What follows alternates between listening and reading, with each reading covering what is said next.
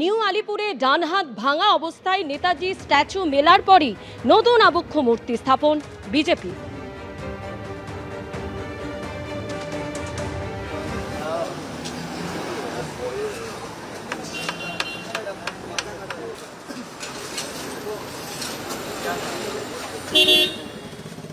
নেতাজি সুভাষচন্দ্র বসুকে নিয়ে অবমাননাকর মন্তব্য, তীব্র প্রতিক্রিয়া জানিয়েছেন সিপিএম নেতা অশোক ভট্টাচার্য। বিজেপি আরএসএস এ আশ্রিত দুষ্কৃতীরা তারা একটার পর একটা ঘটনা ঘটাচ্ছে মহাপুরুষদের নিয়ে। কোথাও রাহুল সংকেতের মূর্তি ভেঙে দেওয়া হচ্ছে, কোথাও নেতাজি সুভাষচন্দ্রের মূর্তির হাত ভেঙে দেওয়া হচ্ছে, কোথাও বা লেনিনের মূর্তি ভাঙা হচ্ছে, এবং কোথাও বা একটি রাস্তার নাম নেতাজি সুভাষচন্দ্র বোসের নাম ছিল, সেই এক রাতেই রাস্তার নামটা করে দেওয়া হলো শ্যামাপ্রসাদ মুখার্জির নাম। আমরা শ্যামাপ্রসাদ মুখার্জিকেও কোনো ছোট করছি না, অপমানিত কখনই করতে চাই না, কিন্তু নেতাজি সুভাষচন্দ্র বোস তিনি ভারতবর্ষের সর্বশ্রেষ্ঠ দেশপ্রেমী, তার মতো দেশপ্রেমী কেউ জন্ম হয়নি। একদিকে যখন আমরা গতকালই দেখেছি যে নেতাজি সুভাষচন্দ্র বসুকে নিয়ে ইতিহাসের আজব তত্ত্ব শুনিয়েছিলেন অনন্ত মহারাজ, আর আজ চাপের মুখে একেবারে সুর বদল করলেন তিনি বললেন নেতাজির প্রতি অসম্মান জানাচ্ছি, অনিচ্ছাকৃত বক্তব্যে কেউ আঘাত পেলে আন্তরিকভাবে দুঃখিত। প্রবল নিন্দার মুখে একদিনে সুর বদল নগেন্দ্র রায় ওরফে অনন্ত মহারাজের।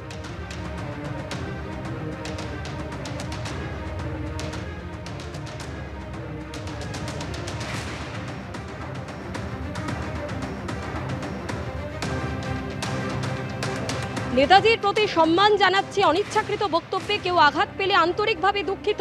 প্রবল নিন্দার মুখে একদিনেই সুরবদল নগেন্দ্র রায় ওরফে অনন্ত মহারাজের।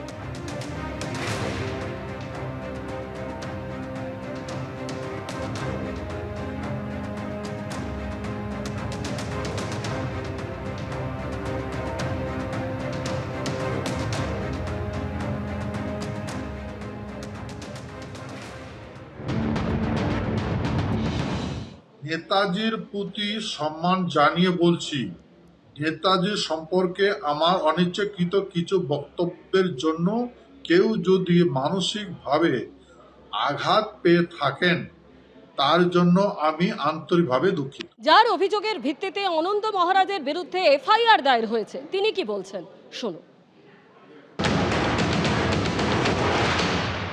লক্ষ্য করলাম কুচবিহারে যিনি নিজেকে মহারাজ বলে আখ্যা দেন, অনন্ত মহারাজ, যিনি বিজেপির রাজ্যসভার সাংসদ, আমরা দেখতে পেলাম তিনি প্রচার মিডিয়ার মধ্য দিয়ে নেতাজি সম্পর্কে কুরুচি মন্তব্য করলেন।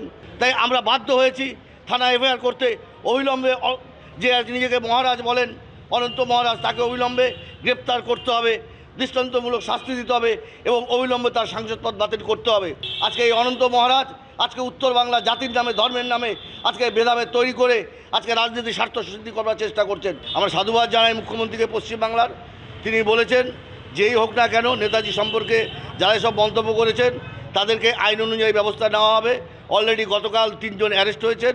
তা আমরা আশা করব পুলিশ প্রশাসনের কাছে, মাননীয় মুখ্যমন্ত্রীর কাছে অবিলম্বে অনন্ত মহারাজকে অ্যারেস্ট করতে হবে, করে আওতায় এনে আইনের মধ্য থেকে যা শাস্তি দেওয়ার তাকে দিতে হবে এবং সাংসদ পদ অবিলম্বে তার বাতিল করতে হবে। গতকালই নেতাজি সুভাষচন্দ্র বসুকে নিয়ে আজব ইতিহাসের তত্ত্ব শুনিয়েছিলেন বিজেপি সাংসদ অনন্ত মহারাজ, আর গতকালই বিজেপি নেতা তথাগত রায় বলেছিলেন কঠোর পদক্ষেপ নেওয়া উচিত। এই মহারাজ যে কথাগুলো বলছে এগুলো তো শুধু আপত্তিজনক কথা নয়, চরম আপত্তিজনক কথা নয়, এগুলো মূর্খের মতন কথা। বঙ্গবিভূষণ কেড়ে নেওয়া হয়েছে, আরো কিছু কঠোর পদক্ষেপ নেওয়া উচিত। এত মূর্খ যে এভিডেন্স মানে কি তা পর্যন্ত জানে না। প্রথম যেটা করা উচিত হলো ওকে দল থেকে বার করে দেওয়া উচিত। এই অনন্ত মহারাজকে তো বিজেপির সদস্য করা হয়েছে, সেই সদস্যতা খারিজ করে দেওয়া উচিত। নেতাজি সুভাষচন্দ্র বসুকে নিয়ে অবমাননাকর মন্তব্য, আর এই নিয়ে গত 12ই আগস্ট যখন মুখ্যমন্ত্রী শুভেন্দু অধিকারীকে প্রশ্ন করা হয় তখন তিনি বলেন আইন সবার জন্য সমান। any action against BJP Rajya Sabha MP Anant Maharaj, who has been making derogatory remarks against Netaji, and it's there in the public platforms? And law is equal for everybody, everyone. Police will act according to the BNS. অনন্ত মহারাজের বিরুদ্ধে পুলিশের FIR. এর আগে আপনারা জানেন মুখ্যমন্ত্রী শুভেন্দু অধিকারীর কড়া বার্তা এবং তারপরেই কিন্তু অনন্ত মহারাজের বঙ্গবিভূষণ সম্মান ছিনিয়ে নেওয়া হয়। আর এবার পুলিশের এফআইআর, পুলিশ এফআইআর দায়ের করলো। মুখ্যমন্ত্রীর কড়া বার্তার পরেই রাজ্য জুড়েও শুরু হয় ধরপাকড়। নগেন্দ্র রায় ওরফে অনন্ত মহারাজের 2 অনুগামীকে গ্রেপ্তার করা হয়েছে। নেতাজি সুভাষচন্দ্র বসু সম্পর্কে অবমাননাকর মন্তব্য এবং এই ঘটনায় 9টি এফআইআর দায়ের হয়েছে আর 5 জনকে গ্রেপ্তার করেছে পুলিশ। নজর রাখবো পরের খবরে। রামপুরহাটে বিপুল পরিমাণ বিস্ফোরক উদ্ধার, এক তৃণমূল কর্মীকে গ্রেপ্তার করেছে পুলিশ। রামপুরহাটের আয়েশ গ্রামে তৃণমূল কর্মীর বাড়িতে অভিযান চালায় পুলিশ। তৃণমূল কর্মী শরীফুল ইসলামের বাড়িতে মিলল 304টি জিলেটিন স্টিক। জিলেটিন স্টিক উদ্ধারের পরই গ্রেপ্তার তৃণমূল কর্মী শরীফুল ইসলাম। কী কারণে এত বিস্ফোরক মজুদ, নেপথ্যে বড় চক্র, তদন্তে পুলিশ। একদিকে পাক জঙ্গি সন্দেহে ধৃত রানা রৌফ, তাকে জিজ্ঞাসাবাদ করছে এনআইএ আধিকারিকরা। আর অন্যদিকে এর আগে আপনারা জানেন পাক চর সন্দেহে হামিম মণ্ডল, যাকে বর্ধমানের রেনেসা থেকে গ্রেপ্তার করা হয়েছিল, এবং তার বান্ধবী অর্পিতা সরকার এবং আরও এক ব্যক্তি আদিত্য, এই 3 জনেরই জেল হেফাজতের নির্দেশ দিয়েছে আদালত। হামিম এবং অর্পিতাকে জেরা করে হাওড়া থেকে গ্রেপ্তার করা হয় আদিত্যকে। হানি ট্র্যাপে ফেলে মন্ত্রীর ছেলেকে অপহরণের ছক কষেছিল এই আদিত্য। পাক জঙ্গিদের হামিমদের হিট লিস্টে ছিলেন মুখ্যমন্ত্রী শুভেন্দু অধিকারীও। ভিভিআইপিদের গতিবিধি ট্র্যাক করত এই হামিম মণ্ডল। বর্ধমান থেকে হামিমকে গ্রেপ্তারের পর দাবি বেঙ্গল এসটিএফের। আর এই অর্পিতা সরকারের সূত্র ধরেই প্রথমে গ্রেপ্তার করা হয় হামিম মণ্ডলকে এবং তারপরে হাওড়ার বেলেলিয়াস রোড থেকে গ্রেপ্তার করা হয় আদিত্যকে। পাক জঙ্গি সন্দেহে ধৃত রানা রৌফকে জিজ্ঞাসাবাদ করছেন এনআইএর আধিকারিকরা।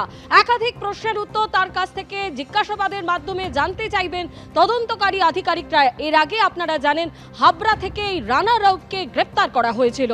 আমাদের প্রতিনিধি আবির দত্ত এই মুহূর্তে টেলিফোনে আমাদের সঙ্গে রয়েছেন। রাবির, জিজ্ঞাসাবাদ চলছে, এনআইএর আধিকারিকরা জিজ্ঞাসাবাদ করছেন, এখনো পর্যন্ত কি খবর? দেখো একেবারেই, এবং এই যে রানা রাউফ, যে পাকিস্তানের নাগরিক ফয়জলাবাদের এবং নেপাল হয়ে সে ভারতবর্ষে প্রবেশ করে, তাকে গ্রেফতার করেছে বেঙ্গল এসটিএফ। হেফাজতে থাকাকালীন তাকে যেমন বেঙ্গল এসটিএফ এর তরফ থেকে বিভিন্ন তথ্য প্রমাণ সংগ্রহের প্রক্রিয়া চালানো হচ্ছে, তার সাথে সাথে তাকে জেরা চলছে। অন্যদিকে এসটিএফ এর আধিকারিকদের সাথে কথা বলে যেটা জানা যাচ্ছে যে এনআইএর আধিকারিকরাও তারাও কিন্তু জিজ্ঞাসাবাদ করছেন। এবং এই যে জিজ্ঞাসাবাদ প্রক্রিয়া চালানো হচ্ছে তার মূলত 2টো কারণ। তার কারণ পাকিস্তানের এই যে নাগরিক, সে তার আধার কার্ড, ভোটার কার্ডের নাম পরিবর্তন করে কলকাতা থেকে সেগুলো বানিয়ে এবং নেপাল থেকে কলকাতায় এসে সে বসবাসও করছিল, এবং তার সাথে সাথে তার বাংলাদেশে চলে যাওয়ার একটা পরিকল্পনা ছিল। বাংলাদেশ হয়েছে কি পাকিস্তানে ব্যাক করতে, এই বিষয়গুলো জানার জন্যই এনআইএর তরফ থেকে এই জিজ্ঞাসাবাদ।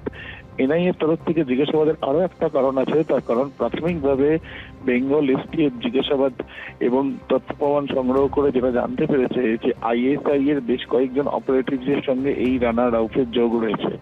আইএসআই এর এই অপারেটিভসের সঙ্গে রানা রাউফের যোগের পেছনে কারণ কি এবং কোনো অ্যাসাইনমেন্টে সে রয়েছে কিনা সেই বিষয়গুলো জানা জরুরি। তার কারণ এনআই এর কাছে যে বিভিন্ন ধরনের ইনপুটস গুলো রয়েছে সেগুলোর সঙ্গে তারা ভেরিফাই করে দেখতে চাইছেন যে পড়শি দেশ অর্থাৎ পাকিস্তানের আইএসআই এর তরফ থেকে কি ধরনের চক্রান্ত ভারতের বিরুদ্ধে করার চেষ্টা চলছে, এবং সেই জন্যই এনআই এর তরফ থেকে এই জিজ্ঞাসাবাদ করা হচ্ছে। এবং তারা এই যে জিজ্ঞাসাবাদ করার পর একটি রিপোর্ট তাদের ডিপার্টমেন্টাল হেডকোয়ার্টারে সেখানে পাঠাবেন।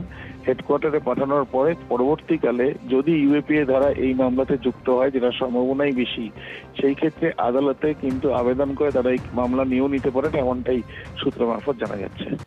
ধন্যবাদ আবির। এবিপি আনন্দ, এগিয়ে থাকে, এগিয়ে রাখে।